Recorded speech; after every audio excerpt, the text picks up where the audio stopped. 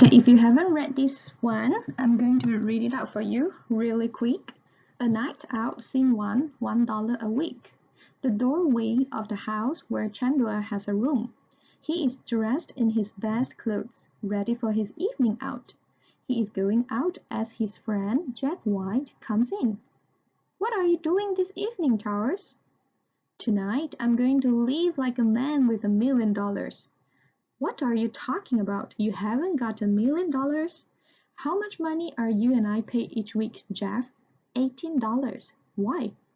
And how much of that $18 do you spend each week? All of it, of course. Well, I don't. Each week I save $1 out of my 18. Then, every 10 weeks, I can buy myself an evening to remember. What do you do? Chandler I put on my finest clothes, go to one of the best restaurants in New York, eat the most expensive food on the menu, drink the best wine, then take a taxi home. White is very surprised. Why? Why? Because it makes me feel wonderful to sit with some of the richest people in America, and to make them think that I am rich too. You're crazy. Perhaps I am. Now Mrs. Black comes in. Ah, Mr. Chandler, I wanted to see you. Good evening, Mrs. Black. What a lovely evening. Lovely evening, perhaps, but you haven't paid me for your room this month. What am I going to get? When am I going to get the money? Soon, Mrs. Black, very soon. Mrs. Black looks at Chandler's clothes. You can spend money on expensive clothes, but you can't pay me for your room, is that right? Good night, Mrs. Black. Scene 2. A pretty girl. A street in New York. Chandler is walking along the street with a girl. Chandler is walking along the street when a girl, Marian, comes around the corner. She is wearing an old hat and a cheap-looking coat. She is moving quickly, walks into Chandler, and falls down. Oh, oh dear. Chandler helps her to get up. She has hurt her foot. My foot! I've hurt my foot! Can you walk? I think I can. She tries to walk, but her foot hurts too much. Oh, perhaps. I'll call a taxi to take you home. No, please, I'll be all right in a minute. Chandler looks at her carefully for the first time and likes what he sees. Your foot needs a longer rest, I think. Perhaps you are right. I was on my way to eat by myself. Why don't you come with me? We'll have dinner together, and by then your foot will carry you home very nicely. But we don't know each other. I'm Charles Chandler. Now that you know my name, come and have dinner. Then I'll say goodbye, or take you home if you prefer. But my clothes, they aren't.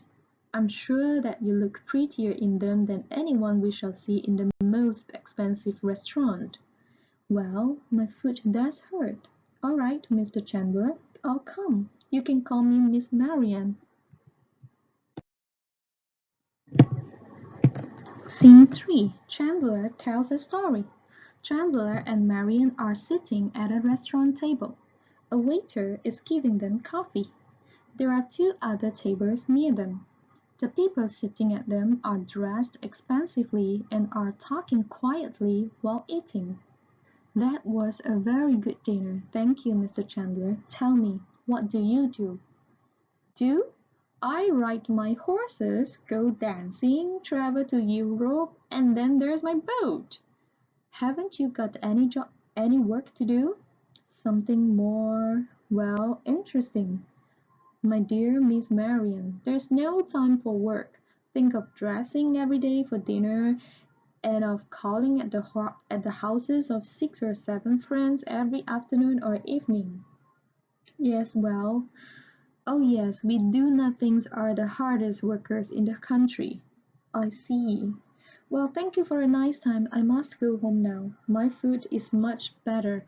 I can walk home. There's no need for you to come with me.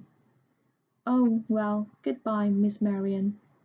She gets up from the table and walks away. Chandler watches her sadly. And Chandler is talking to himself. What a wonderful girl. A shop girl, perhaps. Why didn't I tell her the true story of my life? Perhaps then. Well, it's too late now.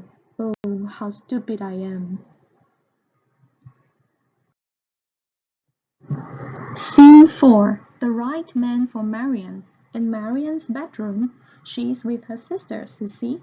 Both girls are sitting on the bed, talking excitedly. It's 2 hours since you ran out in that old coat and hat. Mother has been very worried. She sent Louis in a car to find you. You are a bad girl. Marie comes into the room. Ah, there you are, Marie. Tell mother that Miss Marian is home again. Yes, miss. I only ran down to my dressmaker's to tell her to use blue on my new dress instead of red. Marie's old hat and coat were just what I needed. You are crazy. Everyone thought that I was a shop girl. It was wonderful. Dinner is finished. You are very late. I know. I fell and hurt my foot. I couldn't walk, so I went to a restaurant and sat there until I was better. She gets up from the bed and walks to the window. She looks down into the street below. We'll have to marry one day, Sissy. Yes, that's true. We are rich, and mother and father will want us to marry somebody who is as rich as we are. But can I love a man like that? Who could you love? I could love a man with kind blue eyes who doesn't try to make love to every girl he sees. But I could only love him if he has some important work to do in the world. Then it doesn't matter how poor he is. You are crazy. Perhaps. But, sister dear, we only meet men who ride their horses and go dancing. I couldn't love a man like that, even if his eyes are blue and he's kind to poor girls who meet him in the street. That's all for scene 4, and that's the end of the play, the end of the drama.